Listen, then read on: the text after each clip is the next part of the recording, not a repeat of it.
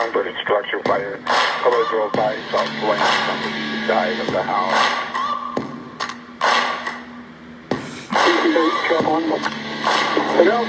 House management is a two-story single family. We have confirmed working fire on the Delta side.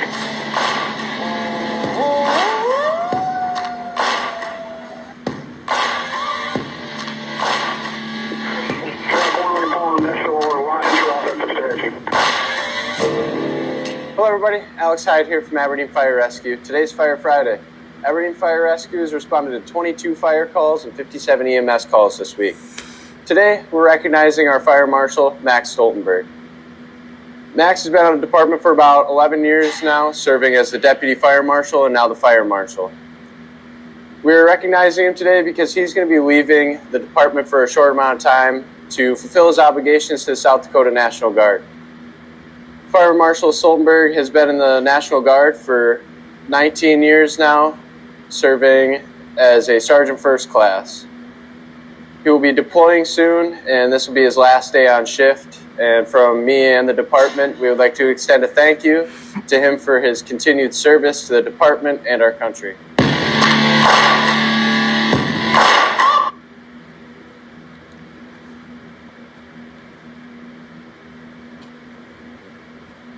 Hi, I'm Alex Hyde here at Aberdeen. Hello everybody, I'm Alex Hyde here at Aberdeen Fire Rescue, and this is Fire Friday. This week we had 56 EMS calls and 26 fire calls, including 1 confirmed structure fire. Today was a busy day full of training. All of our fire recruits were going through a bunch of training today, including vehicle extrication and doing some hose movements, and also some of the new pumper operators went through some drafting. Drafting is when we don't have a fire hydrant and we have to get water from a static source such as a pond, or what we have out there was a dump tank. So it gives us the ability to fill our truck with water that is from a static source. I hope you enjoy watching.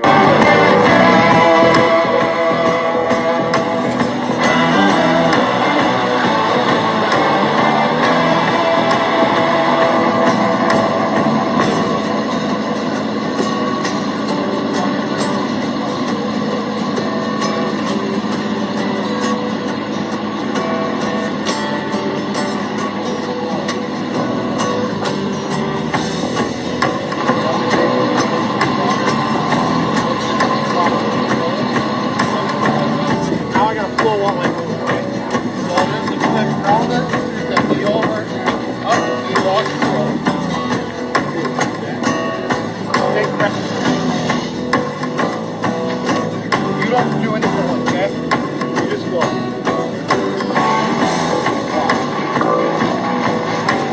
Give me one. A little easier? Yeah.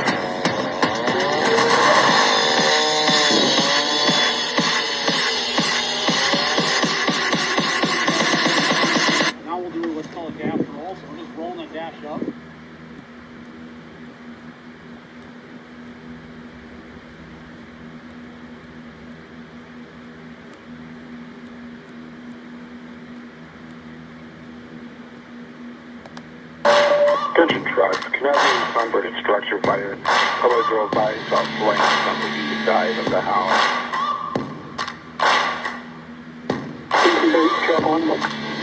Hello? I was not in a two-story single family. We have confirmed working fire. We built the side.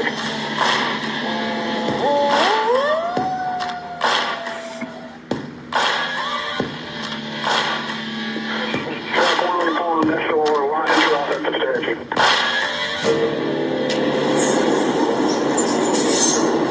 Hello, I'm Alex Hyde. Welcome to Fire Friday. This week, Aberdeen Fire Rescue had 22 fire calls and 64 EMS calls.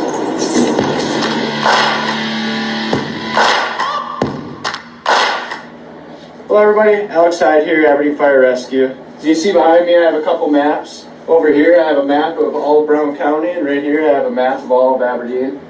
EMS, we respond to all over in Brown County, so we have to know our streets and everything in the county. And then for fires and EMS, we respond all over in Aberdeen. All new hires, when they come in, will have to study a map, and they have to take a map test. It has about 416 questions on it, and it's just a blank map that you have to fill in the streets. It's important for us to know where we're going before we leave the station, so we can get there quickly and safely. That's about all I got for you here on Fire Friday. Thank you. All right, that was Fire Friday videos from the last 3 weeks. Now I'm going to show a Eagle Zone episode.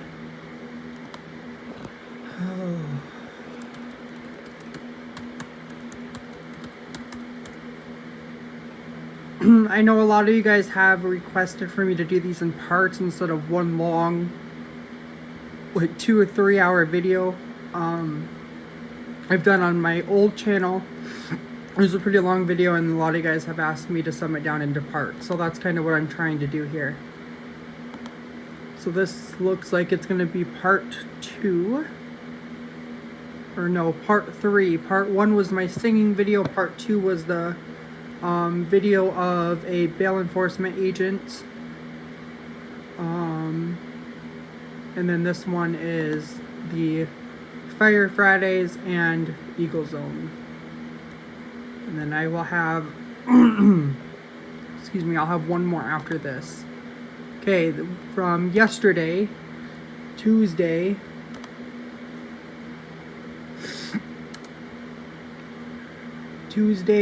January 21st, 2023.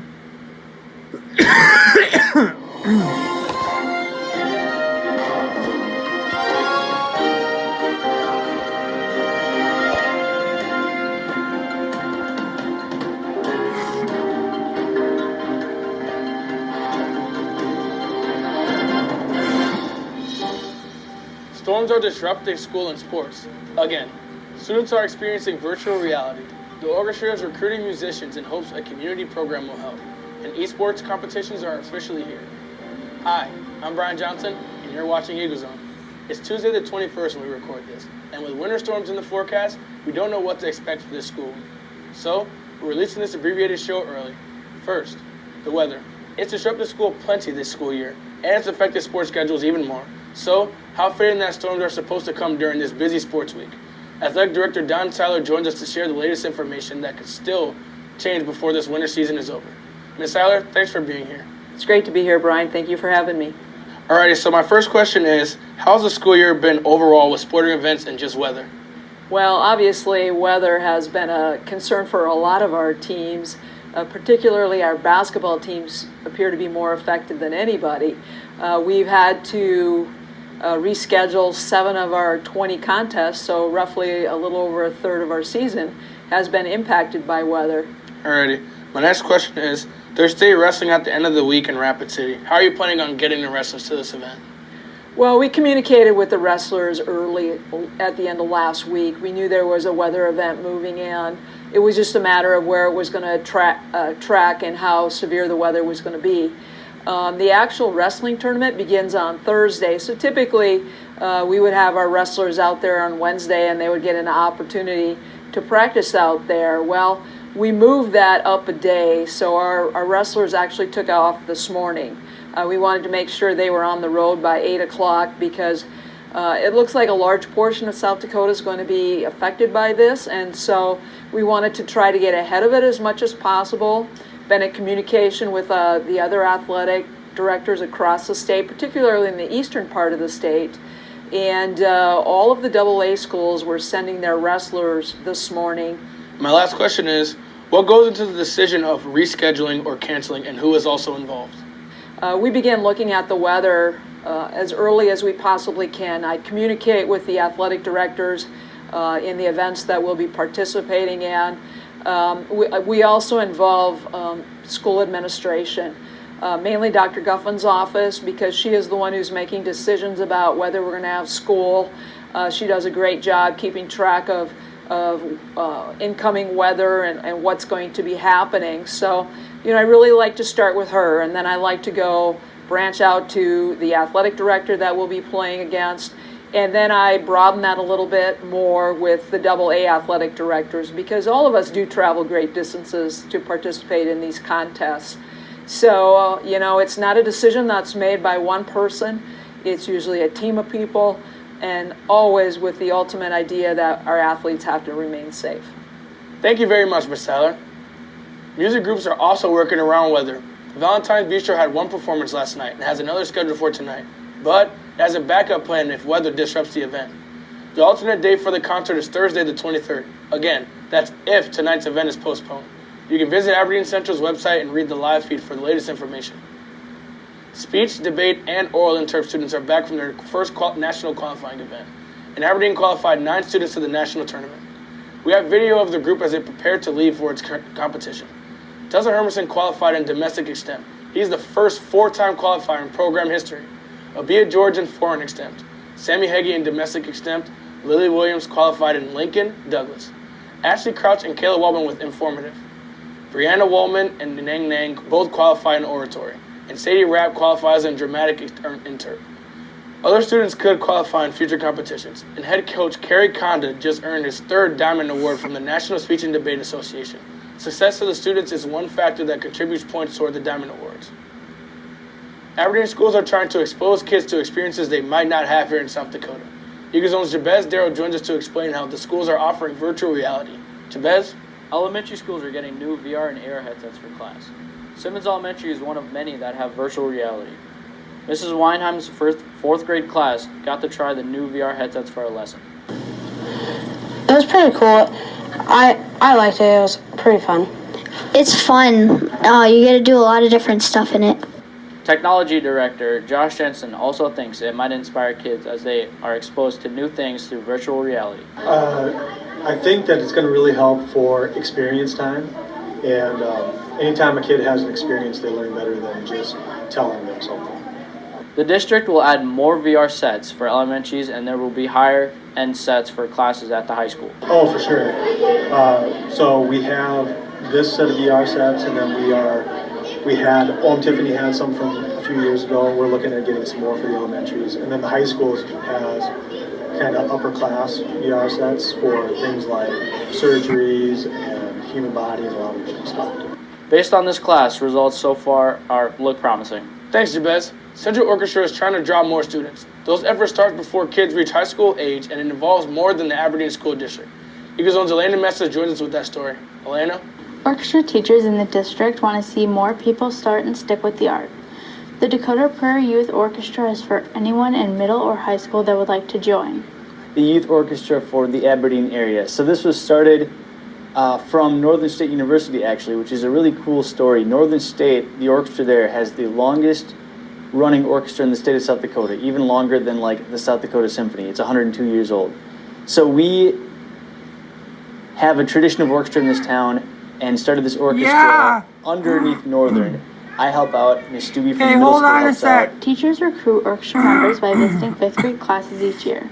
But the youth program at Northern supplements what kids can gain at the middle and high schools. The people who go and are involved in this youth orchestra program, if we talk about their participation in the school orchestra, I noticed that the people that do the youth orchestra tend to be more of the leaders in orchestra at school, just because they're getting that extra time, they're learning more skills, they're becoming more confident in who they are as musicians.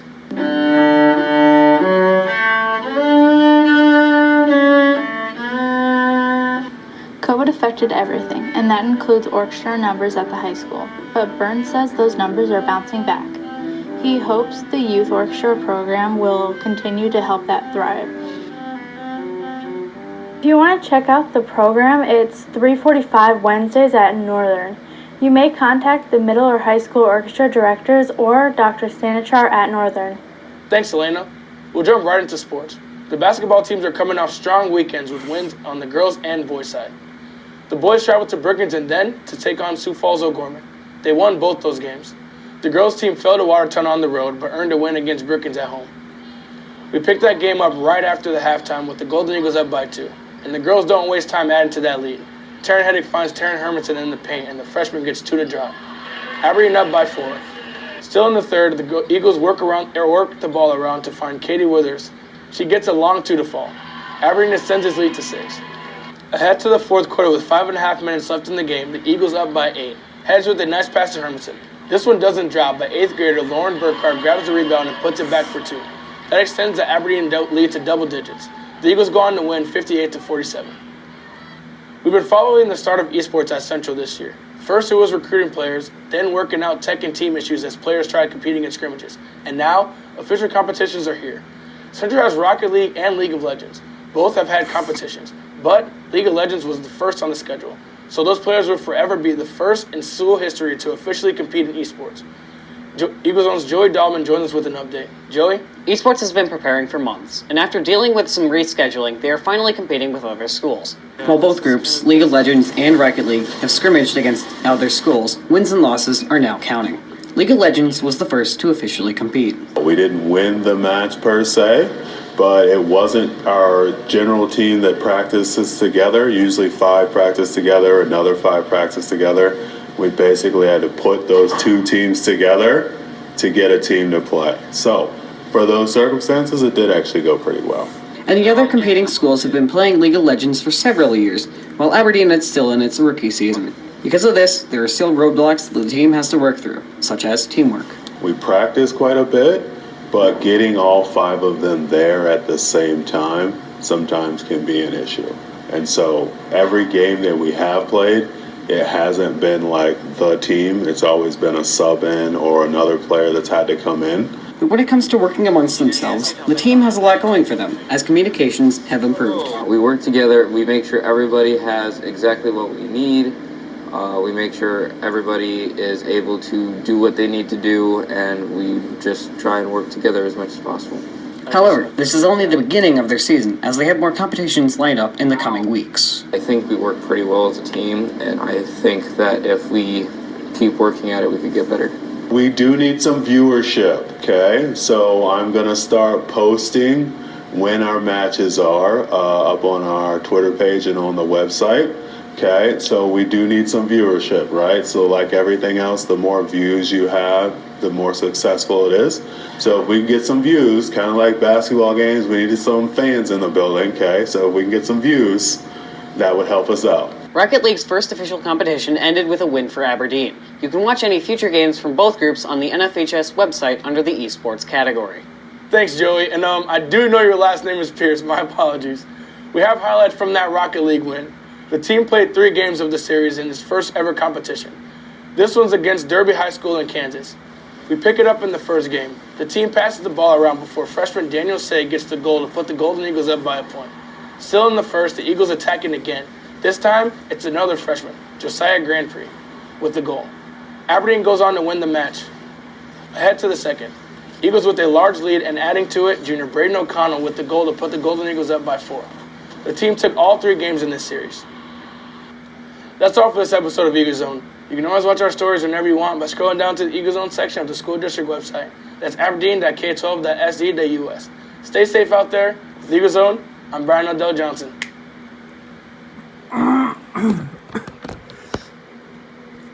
Okay, so that's all I have for this part of the video. Stay tuned for the next part here right after this video.